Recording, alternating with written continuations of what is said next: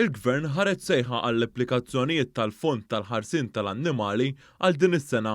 L-għan ta' dan il-fond huwa li jgħinaqdiet volontari li jaħdmu favur il-ħarsien tal-annimali.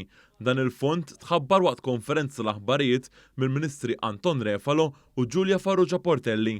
Il-Ministru għal-ħarsien tal-annimali, Anton Refalo, għal kif dan il-fond huwa ta' 85,000 euro li fost l-oħrajn se jkopri spejjeż li huma importanti biex jitħarsu l-annimali abbandonati u midruba fost oħrajn. Għadin l-iskema li tvarja sewwa fl-infeq biex nirranġaw stabilimenti kif ukoll naturalment pereżempju għall-ikel tal-tates u tal-istrejs. Min-naħa tagħha il-Ministru politikament responsabbli mill-laqdiet volontari Giulia Farrugia Portelli qalet kif il-Gvern se jkompli jkun ta' spalla għal dawn l-laqdiet u qalet kif dan il-fond huwa ta' inċentiv għax-xogħol siewi li jagħmlu. Din hija wedda elettorali għal darb'oħra li qiegħda titwettaq u qed naraw li l-Gvern jibqa' jagħmel il-commitment tiegħu biex ikun ta' għajnuna mhux biss għall-NGOs li jaħdmu mal-annimali imma wkoll lil well-being tal-annimali nkomplu nagħtuh l-importanza mistħoqqa.